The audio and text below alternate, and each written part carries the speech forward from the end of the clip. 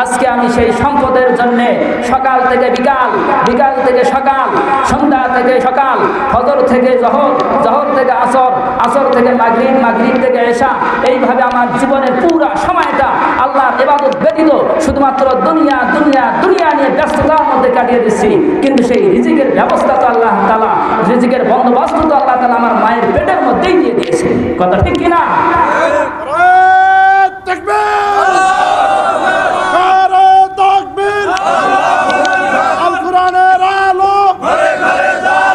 ইসলামের শত্রুরা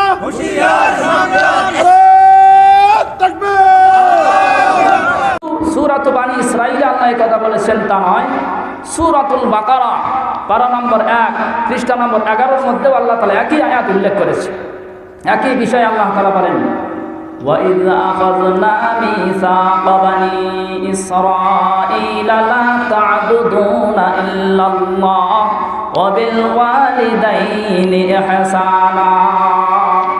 আল্লাহ তাআলা বলেন, বনি ইসরাঈল সম্প্রদায়ের কাছে আমি আল্লাহ তাআলা অঙ্গীকার নিয়েছিলাম তারা যেন আমি আল্লাহর ইবাদত ব্যতীত অন্য কাহারও ইবাদত না করে এবং তারা যেন তাদের পিতামাতার খেদমত করে, পিতামাতার সাথে সৎ ব্যবহার করে। শুধু কি তাই? সূরাতুন নিসা পারা নম্বর 5 পৃষ্ঠা নম্বর 3 এর মধ্যে আল্লাহ তাআলা বলেন, ওয়া'বুদুল্লাহা ওয়া লা তুশরিকু বিহি শাইআ ওয়া বিল ওয়ালিদাইনি ইহসানা। হে লোক সকল, তোমরা আমি আল্লাহর ইবাদত করো আর আমি আল্লাহর ইবাদতের সাথে সাথে তোমরা তোমাদের পিতামাতার প্রতি ইহসান করো, তাদের খেদমত করো, তাদের সাথে সৎ ব্যবহার করো, উত্তম আচরণ করো। আমার ভাইরা, এখানে আমাদের একটি বিষয় চিন্তা ফিকির করা দরকার, সেটি হলো আল্লাহ তাআলা কেন আল্লাহ তাআলার ইবাদতের সাথে সাথে পিতামাতার খেদমতকে আল্লাহ তাআলা ফরজ করলেন, পিতামাতার খেদমতকে কেন আবশ্যক করলেন? ঠিক না ভাই? যে আল্লাহর ইবাদত আমরা করব, এত কিছু থাকতে আল্লাহ তাআলা কেন আল্লাহর ইবাদতের পরে পরে পিতামাতার খেদমতকে উল্লেখ করলেন? এখানে বিষয় দুইটি দাঁড়ালো। এক নম্বর হলো আল্লাহ তাআলার ইবাদত, দ্বিতীয় নম্বর হলো পিতামাতার খেদমত। এই দুইটি বিষয়কে আল্লাহ তাআলা একত্রে আলোচনা করেছে। কেন আমরা আল্লাহ তাআলার ইবাদত করব এবং কেনই বা পিতামাতার খেদমত করব? আল্লাহ পাক রব্বুল আলামিন সূরাতুদ দাহার পারা নম্বর 29 পৃষ্ঠা নম্বর 21 আয়াত নম্বর 1 এবং 2 এর মধ্যে বলেন, হাল আতা আলাল ইনসানি হিনুম মিনাদ দাহরি লাম ইয়াকুম শাইআম মাযকুরা। আল্লাহ তাআলা ডেকে বলেন, মানুষের জীবনে এমন একটি সময় কি অতিবাহিত হয় নাই যেই সময় মানুষ আলোচ্য বিষয়বস্তু বলতে কিছুই ছিল না। এই মানুষটির কোনো পরিচয় ছিল না, তার কোনো ঠিকানা ছিল না, তার কোনো পিতা মাতা ছিল না, কেউ তাকে জানতো না, চিনত না। এর মধ্য দিয়ে মানুষের উপরে একটা সময় অতিবাহিত হয়ে গেল। এরপরে আমি আল্লাহ তাআলা এই মানুষকে সৃষ্টি করেছি। কিভাবে সৃষ্টি করলেন? ইন্না খালাকনাল ইনসানা মিন নুতফাতিন নামশাজ। আল্লাহ তাআলা বলেন, এরপরে আমি আল্লাহ তাআলার পিতার শুক্রকীট এবং মায়ের ডিম্বাণু, এই দুইটি জিনিস দ্বারা মানুষকে সৃষ্টি করেছি। সূরাতুত তারিকের মধ্যে আল্লাহ বলেন, ইয়াখরুজু মিন বাইনিস সুলবি ওয়াত তারাইব। এই পিতার শুক্রকীর্তি হলো পিতার পৃষ্ঠদেশ হতে নির্গত এবং মায়ের বক্ষ পিঞ্জর থেকে নির্গত। এই দুই প্রকার পানিকে আমি আল্লাহ তাআলা একত্রিত করলাম। একত্রিত করার পর এই দুই পানির সংমিশ্রণে আমি আল্লাহ মানুষকে সৃষ্টি করেছি। তাহলে সৃষ্টি করেছেন কে? আল্লাহ তাআলা। ইবাদত করব কার? সেই আল্লাহর ইবাদত আপনাকে আমাকে করতে হবে, যেহেতু তিনি আমাদের খালেক আর আমরা হলাম মাখলুক। মাখলুকের দায়িত্ব হলো খালেকের আনুগত্য প্রকাশ করা, খালেকের ইবাদত করা। আমার ভাইরা, আল্লাহ পাক রব্বুল আলামিন সূরাতুল মুমিনুন পারা নম্বর 18 পৃষ্ঠা নম্বর 1 এর মধ্যে বলেন, সুম্মা জাআলনাহু নুতফাতান ফি করারিম মাকিন। যখন পিতার পৃষ্ঠদেশ হতে পানিটি নির্গত হয়ে মায়ের বক্ষ পিঞ্জর থেকে নির্গত পানির সাথে যখন মিশ্রিত হলো, আমি আল্লাহ পাক রব্বুল আলামিন আমার কুদরতি সাহায্যে সেই পানিকে আমি আল্লাহ সংরক্ষণ করলাম। কোথায় সংরক্ষণ করলেন? মায়ের গর্ভের মধ্যে সংরক্ষণ করলেন। আমার ভাইরা, মায়ের গর্ভ এমন একটি জায়গা যেখানে পৃথিবীর কোনো চাপ নেই, পৃথিবীর কোনো হাওয়া বাতাস যেখানে প্রবেশ করতে পারবে না। এই রকম একটি সুরক্ষিত কবরের মধ্যে আল্লাহ তাআলা এই মিশ্রিত পানিকে সংরক্ষণ করলেন। যখন এই পানি মায়ের জরায়ুর মধ্যে স্থান গ্রহণ করলেন, এই পানির অবস্থা কেমন ছিল? বিখ্যাত সাহাবী হযরত আব্দুল্লাহ ইবনে মাসউদ রাদিয়াল্লাহু তাআলা আনহু থেকে বর্ণিত সহিহ বুখারী এবং মুসলিমের মধ্যে হাদিসটি উল্লেখ হয়েছে।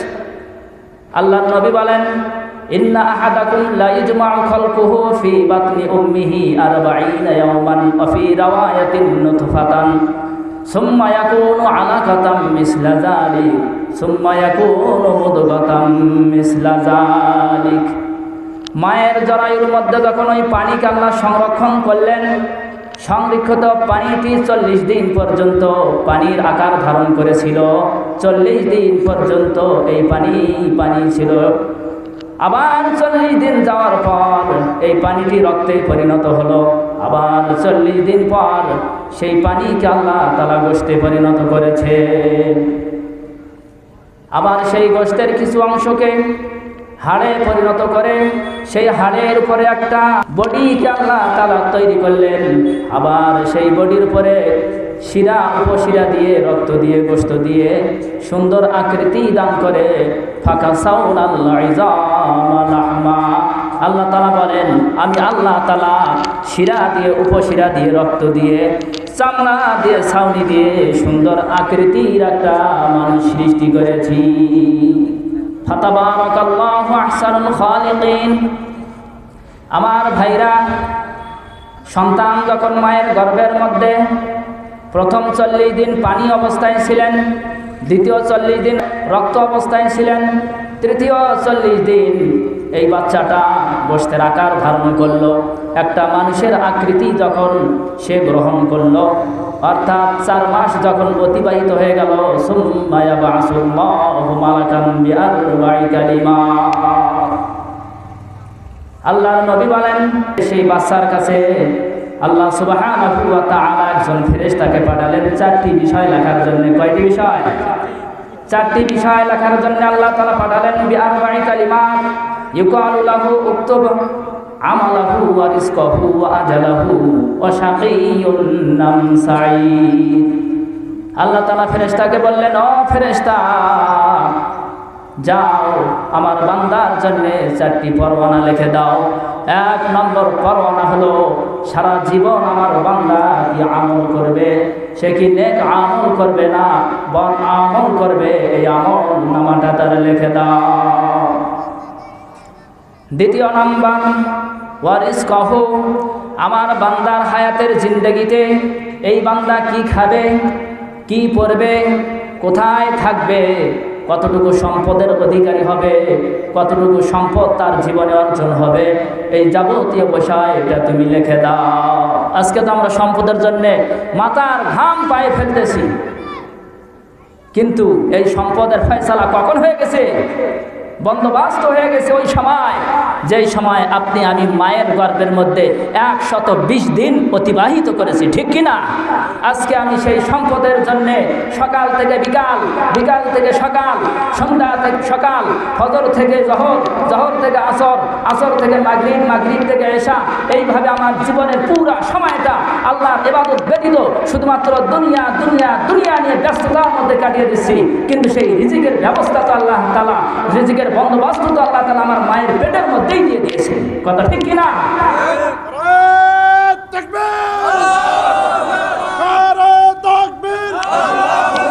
আল কোরআনের আলো, ইসলামের সদরা,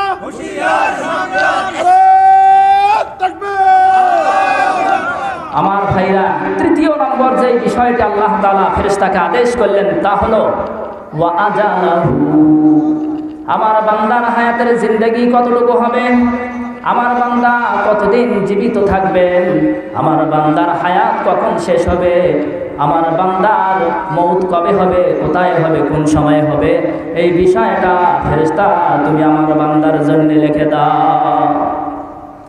চতুর্থ নম্বর, সাঈদুন আম শাকিয়ুন, আমার এই বান্দা নেককার হিসাবে পৃথিবীতে প্রতিষ্ঠিত হবে না বদকার হিসাবে হবে, এই বিষয়টাও লিখে দাও। সুম্মা ইউনফাকু ফীহির রূহ, আল্লাহর নবী বলেন এই চারটি বিষয় লেখার পরে আল্লাহ সুবহানাহু ওয়া তাআলা আদেশ করলেন আমার এই বান্দার দেহের ভিতরে রূহকে প্রবেশ করাও। আমার ভাইরা, মায়ের গর্ভের মধ্যে যখন বাচ্চার বয়স 4 মাস 120 দিন, আল্লাহ তাআলা ফেরেশতা পাঠালেন, ওই বাচ্চার দেহের ভিতরে রূহকে প্রবেশ করালেন। যখন এই রূহ প্রবেশ করানো হলো, এই বাচ্চাটার দেহের ভিতরে ক্ষুধা লেগে গেল, খাবারের জন্য বাচ্চা ছটফট ছটফট করতে থাকলো। আমি জানতে চাই, মায়ের গর্ভের মধ্যে কি পৃথিবীতে এমন কেউ আছে যে খাবার সরবরাহ করতে পারে? আছে কেউ? পৃথিবীর কোন রাজা বাদশাহ, কোন ক্ষমতাধর ব্যক্তি, এমন কোন মা বাবা নাই, এমন কোন ডাক্তার নাই যে মায়ের গর্ভের মধ্যে সন্তানের খাবার সরবরাহ করতে পারে। আল্লাহ তাআলা সেখানে মানুষকে কিভাবে লালন পালন করলেন? আল্লাহ পাক রব্বুল আলামিন সর্বপ্রথম মায়ের নাভির সাথে সন্তানের একটা নাভির তার লাগিয়ে দিলেন। এরপরে মায়ের মাসিকের রক্তকে বন্ধ করে দিয়ে মায়ের রক্ত দিয়ে আল্লাহ তাআলা তিন তিন করে